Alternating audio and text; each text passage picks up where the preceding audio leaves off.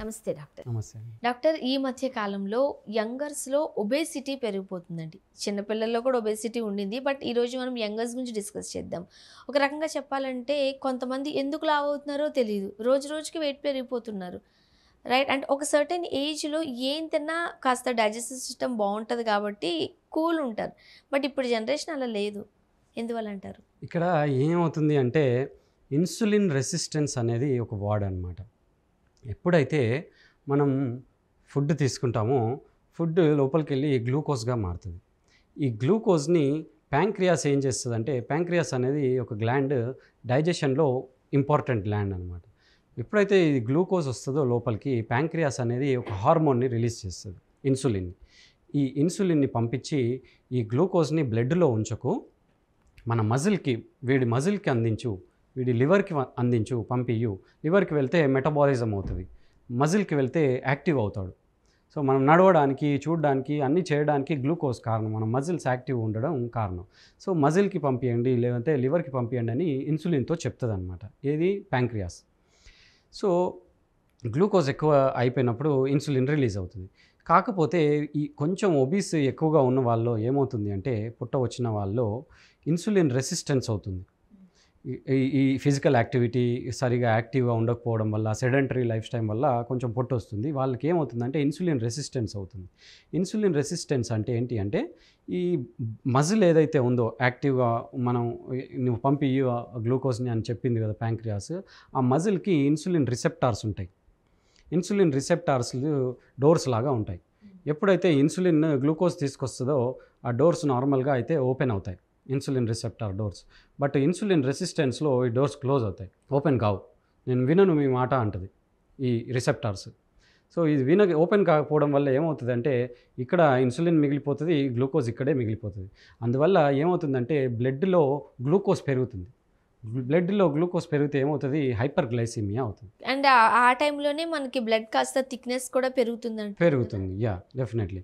అయితే ఈ గ్లూకోజ్ మజిల్కి వెళ్ళాల్సింది, లివర్కి వెళ్ళాల్సింది మొత్తం బ్లడ్లో ఉండిపోతుంది. బ్లడ్లో ఉంటే ఏమవుతుంది? హైపర్ గ్లైసిమియా అవుతుంది. సో దీనికి ఏదో ఒకటి చేయాలిగా బాడీ అని ఏం చేస్తుంది అంటే, ఈ కొంచెం ఇన్సులిన్తో పని అవ్వట్లేదేమో అని కొంచెం ఎక్కువ ఇన్సులిన్ మనం సెక్రెట్ చేద్దాము అని డబుల్ ఇన్సులిన్ సెక్రెట్ చేస్తుంది. దాన్ని హైపర్ ఇన్సులినేమియా అంటాం. ఎప్పుడైతే హైపర్ ఇన్సులినేమియా అవుతుందో, ఇన్సులిన్ బ్లడ్లో పెరిగిపోతుందో, ఈ ఇన్సులిన్కి అర్థం కాదు ఎక్కడికి పంపించాలో గ్లూకోజ్ని. ఎందుకంటే ఇక్కడ డోర్స్ క్లోజ్ ఉన్నాయి, మజిల్కి పంపలేము, లివర్కి పంపలేము. మరి దీన్ని ఎక్కడ పంపాలి అని ఇది పెరిఫరల్ టిష్యూస్కి పంపిస్తుంది అనమాట. పొట్ట దగ్గర ఉన్న దానికి పంపించడం వల్ల ఈ గ్లూకోజ్ ఇక్కడ స్టోర్ అవుతుంది, మొత్తం పొట్టలో. ఈ గ్లూకోజ్ ఇక్కడ స్టోర్ అయ్యి మెల్లిగా ఫ్యాట్గా మారుతుంది. సో అందుకని కొంచెం sedentary life style and physical activity లేని వాళ్ళు అదే కంటిన్యూ కనుక చేస్తే అది డబల్ ట్రిబల్ అయ్యి ఇంత ఉన్న వాళ్ళు ఇంత అవుతున్నారు. జనరల్గా చాలామంది సన్నగా ఉంటారు, కానీ పొట్ట మాత్రం ఇంత ముందుకు వస్తూ ఉంటుంది. సో రీజన్స్ చాలామందికి తెలియదు. ఇది రీజన్, మెయిన్ రీజన్ ఇదే. సో ఇన్సులిన్ రెసిస్టెన్స్ దీని వెనకాల చాలా మెయిన్ రోల్ ప్లే చేస్తుంది. ఇన్సులిన్ ఎక్కువ అవ్వడం వల్ల ఏమవుతుంది అంటే, ఇది ఈ ఫ్యాట్ని కూడా అది కొంచెం లైపోలైసిస్ అంటాం. దానివల్ల వాళ్ళు వీక్ అయిపోతారు. అందుకే వాళ్ళకి ఏది ఇంట్రెస్ట్ ఉండదు, వీక్గా ఉంటారు, పొట్ట వస్తుంది, ఇన్యాక్టివ్గా ఉంటున్నారు. సో ఇవన్నీ కారణాలు. మెయిన్గా ఇన్సులిన్ రెసిస్టెన్స్ అనేది జరుగుతుంది ఒబిసిటీకి కారణం. ఎందుకు అంటే, ఫుడ్ ఇప్పుడు ఒక పూట తీసుకున్నది ఫస్ట్ అరగకముందే ఇంకో 2-3 గంటలు కాగానే మళ్ళీ ఫుడ్ పంపిస్తున్నారు. మళ్ళీ ఫుడ్ పంపించగానే ఆల్రెడీ ఇక్కడ గ్లూకోజ్ ఉంది, ఇన్సులిన్ ఏమో పని చేయట్లేదు, మీరు మళ్ళీ పంపించారు. ఇప్పుడు ఎంత అని ఇన్సులిన్ సెక్రీట్ చేయగలదు ఇది ప్యాంక్రియాస్. అప్పుడు ఒక లెవెల్ అయిపోయిన తర్వాత ఇన్సులిన్ అనేది సెక్రీషన్ కూడా తగ్గిపోతే మొత్తం గ్లూకోజ్ బ్లడ్లో స్టోర్ అయిపోయి చాలా ఎక్కువ అన్కంట్రోల్ డయాబెటీస్ మెలిటస్ అప్పుడు అవుతుంది అనమాట. సో దీనివల్ల అన్కంట్రోల్ డయాబెటీస్ మెలిటస్, ఒబిసిటీ ఇవన్నీ వస్తున్నాయి. సో దీనికి మనం ఏం చేయాలి అనేది ఇంపార్టెంట్. ఇప్పుడు జనరల్గా చాలామంది ఈ ఒబేసిటీతో బాధపడిపోతున్నాము, సన్నం అయిపోవాలి, హెల్త్ కాన్షియస్ వచ్చేసింది అని యూట్యూబ్కి వెళ్తే మనకి ఒక 20-30 రకాల డైట్స్ ఉన్నాయండి. సో ప్రముఖంగా వినబడే ఒక 2-3 డైట్స్ గురించి ఈరోజు మనం డిస్కస్ చేద్దాం. చాలామంది ఎక్కువ పర్సెంటేజ్ ఇంటర్మిటెంట్ ఫాస్టింగ్ చేస్తున్నారు, కొంతమంది కీటో డైట్ అంటున్నారు, మరి కొంతమంది water diet, only liquid diet అంటున్నారు. సో డిఫరెంట్ డైట్స్ మన కళ్ళ ముందు ఉన్నాయి. ఏది ది బెస్ట్ అని చెప్తారు మీరు? ఇప్పుడు డైట్స్ అంటే చాలా ఉన్నాయి కానీ ది బెస్ట్ అని ఏది లేదు. ఏంటి అంటే ఏదైనా అతి చేస్తే మన బాడీ ఒప్పుకోదు. అతి చేయడం ఏది మంచిది కాదు. వాటర్ ఫాస్ట్ అంటే ఓన్లీ వాటర్ తాగుకుంటూ ఉంటున్నారు. ఎన్ని రోజులని ఉండగలరు? వాటర్ తాగుకుంటూ ఎన్ని రోజులని ఉండగలరు? కరెక్ట్ కాదు. ఆ వెయిట్ లాస్ అయినా కానీ అది మళ్ళీ వెయిట్ గెయిన్ అయ్యే ఛాన్స్ ఉంటుంది. అది కరెక్ట్ కాదు. కీటో డైట్ అంటే ఓన్లీ ప్రోటీన్ తీసుకొని ఉంటున్నారు. కార్బోహైడ్రేట్స్ వద్దు, క్యాలరీస్ వద్దు, ఓన్లీ ప్రోటీన్ కావాలి అంటే అది కరెక్ట్ డైట్ కాదు. ఏ డైట్ దీనికి పేరు ఏం లేదు కానీ నేను సజెస్ట్ చేసేది మాత్రం ఒకటి. అది ఇంటర్మిటెంట్ ఫాస్టింగా ఏంటా అనుకున్నా ఓకే, కానీ నేను నార్మల్గా ఫాలో అయ్యేది ఏంటి అంటే 3 పూటలు తినేది 2 పూటలే తింటాను. 3 పూటలు నేను తినను. ఎలా తింటారు మీరు? మీ టైమింగ్స్ ఏంటి? అదే మార్నింగ్ 9:00 9:30కి నేను మంచిగా తినేస్తాను. మీల్ చేస్తాను. మీల్ అంటే అన్నం కర్రీ తినేసి కొంచెం ఒక గ్లాస్ బటర్ మిల్క్ తాగుతాను. అంటే నేను మార్నింగ్ హెవీగా తీసుకుంటాను బ్రేక్ఫాస్ట్. ఈ చాలామంది న్యూట్రిషనిస్ట్ కానీ ఎవరైనా కానీ డైట్స్ ఇవన్నీ చెప్పేవాళ్ళు మీరు బ్రేక్ఫాస్ట్ స్కిప్ చేసేయండి, లంచ్ తీసుకోండి, మళ్ళీ నైట్ తినండి అని చెప్తున్నారు. అది కరెక్ట్ కాదు. ఎప్పుడైనా బ్రేక్ఫాస్ట్ హెవీగా ఉండాలి. బ్రేక్ఫాస్ట్ హెవీగా ఉంటే మనం డే మొత్తం అది ఎనర్జెటిక్గా ఉంటాం, యాక్టివ్గా ఉంచుతుంది. సో మార్నింగ్ ఎక్కువగా తినాలి 9:30కి, 9:30 కానీ 10 కానీ. ఒకవేళ 9కి తిన్నారనుకోండి 8 అవర్స్ తర్వాత మళ్ళీ తినాలి. అంటే 5 o'clockకి తినాలి. 5 o'clockకి ఈవినింగ్ వచ్చేసరికి మన డైట్ అనేది తగ్గాలి. పొద్దున తిన్నంత ఈవినింగ్ తినొద్దు, కొంచెం లైట్గా తినాలి. కానీ ఈవినింగ్ కూడా కర్రీస్, మంచి పుల్కాస్ కానీ జొన్న రొట్టె కానీ ఇలాంటివి తీసుకోవాలి. ఒక పూట రైస్ అవాయిడ్ చేయాలి. ఒక పూట రైస్ తినండి పర్లేదు, పొద్దున తినండి. ఈవినింగ్ టైంలో రైస్ అవాయిడ్ చేసి 2 పుల్కాలో జొన్న రొట్టెనో కర్రీ ఎక్కువగా పెట్టుకొని తినాలి. కర్రీ ఎక్కువగా పెట్టుకోవాలి. ఈ ఈ పుల్కాలు రైస్ అనేది తక్కువ తినాలి. పొద్దునైనా కూడా కర్రీ ఎక్కువగా పెట్టుకోవాలి. అప్పుడు మన క్యాలరీస్ అనేవి తక్కువగా వస్తాయి కర్రీస్ నుంచి. రైస్ వల్ల క్యాలరీస్ చాలా ఎక్కువగా వస్తాయి. ఈవినింగ్ ఏ టైం వరకు డిన్నర్ కంప్లీట్ చేసేయాలని చెప్తారు మీరు? నేనైతే 5 o'clockకి, 9 o'clock 5 o'clock బెస్ట్ టైమింగ్స్ అంటాను.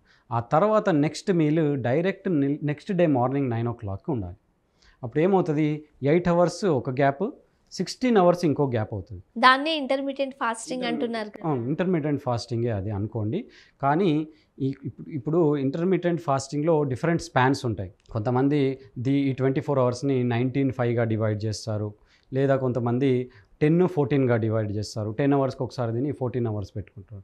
అన్నిటికన్నా ఎక్కువగా రీసెర్చ్ చేసి చూస్తే మంచి టైమింగ్, బెస్ట్ టైమింగ్ ఈ 8 అవర్స్ 16 అవర్స్. కొంతమంది 16 and 8. అదే 16-8 అవర్స్ది మంచి టైం. అప్పుడు మార్నింగ్ 9కి తింటాం, మళ్ళీ 5కి తింటాం. కొంతమంది 12:30 12కి స్టార్ట్ చేస్తున్నారు, 8-8:30 వరకు పెట్టుకుంటారు. దానివల్ల ఏం ప్రాబ్లం అవుతుందో నేను చెప్తాను. ఇప్పుడు మీరు ఈ నైట్ 8 o'clock 8:30కో తిన్నారు. మ్యాక్స్ టు మ్యాక్స్ 70% మంది 10 o'clock పడుకుంటారు అనుకోండి. సో 1-1.5 అవర్లో మీ ఫుడ్ డైజెస్ట్ అవ్వదు, ఇంకా ఇక్కడే ఉంటుంది, స్టమక్లో ఉంటుంది. స్టమక్లో ఫుడ్ పెట్టుకొని మీరు పడుకుంటున్నారు. పడుకుంటే ఏమవుతుంది అంటే ఈ ఫుడ్ని డైజెస్ట్ చేయడానికి కొన్ని యాసిడ్స్ రిలీజ్ అవుతాయి. స్టమక్లో యాసిడ్స్ రిలీజ్ అయ్యాయి ఎందుకు అంటే ఈ ఫుడ్ని డైజెస్ట్ చేయడానికి. యాసిడ్స్ రిలీజ్ అయ్యి ఈ ఫుడ్, ఈ యాసిడ్ రెండు మీరు పడుకున్నప్పుడు పైకి వస్తుంది, ఈసోఫాగస్లోకి వెళ్ళడానికి ట్రై చేస్తూ ఉంటుందన్నమాట. ఈ ట్రై చేసి ఏమవుతుందంటే అందుకే చాలామందికి పడుకున్నప్పుడు ఆయాసం కానీ, ఛాతిలో మంట కానీ, ఇలాంటి గ్యాస్ ప్రాబ్లం కానీ ఎక్కువగా అవుతుంది. సో నైట్ తినగానే పడుకోవద్దు, ఇది కరెక్ట్ ఐడియా కాదు. అందుకే మన వాళ్ళు తొందరగా తిని తొందరగా పడుకొని తొందరగా లేవమన్నారు. సో 7కి ముందు, మ్యాక్స్ టు మ్యాక్స్ 7 or 6కు ముందు, సంధ్య వేళకు ముందు తినేయాలి. తర్వాత తొందరగా పడుకోవాలి. 9:30 10 o'clockకి తొందరగా లేవాలి. మార్నింగ్ తొందరగా లేస్తే యాక్టివ్గా ఉంటారు, ఫ్రెష్ ఎయిర్ ఉంటుంది కాబట్టి దానివల్ల మెలటోనిన్ అవన్నీ సెక్రీట్ అయ్యి హ్యాపీ ఫీల్ వస్తుంది, హార్మోన్స్ కూడా యాక్టివేట్ అవుతాయి. సో ఇది బెస్ట్ టైమింగ్ ఏంటి అంటే 9 o'clock 5 o'clock ఫాలో అవ్వాలి. డైలీ ఒక గ్లాస్ మజ్జిగ తీసుకోవాలి ఆఫ్టర్నూన్ టైంలో. 9 o'clock 5 o'clock గ్యాప్లో కొంచెం ఆకలి అయినట్టు అనిపిస్తే మజ్జిగ, ఒక ఫ్రూట్ తీసుకోవాలి. యాపిల్ కానీ, పేర్స్ కానీ, దానిమ్మ పండు కానీ, బనానా అయినా సరే. డయాబెటీస్ ఉన్న వాళ్ళు బనానా తీసుకోవద్దు.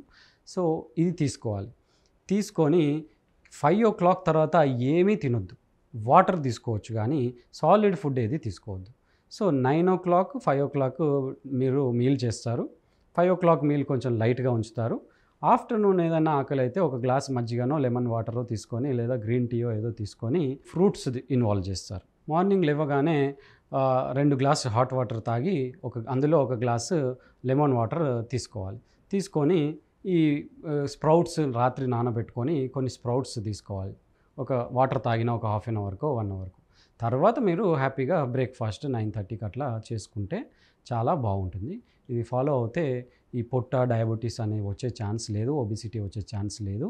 ఇది డైజెషన్ చాలా హ్యాపీగా ఉంచుతుంది, కాన్స్టిపేషన్ అవాయిడ్ చేస్తుంది, మలబద్ధకాన్ని. Thank you so much doctor. Youngers obesity గురించి, అలానే ఎలాంటి డైట్ ఫాలో కావాలి, ఎలా కావాలి, చాలామంది రకరకాల డైట్స్ని ఫాలో అవుతున్నారు, బట్ మీరు అన్నట్టుగా అడ్డదిడ్డంగా ఫాలో అవుతున్నారు. సో అలా కాకుండా ప్రాపర్ వేలో ఎలా ఫాలో అవ్వాలో తెలియజేశారు.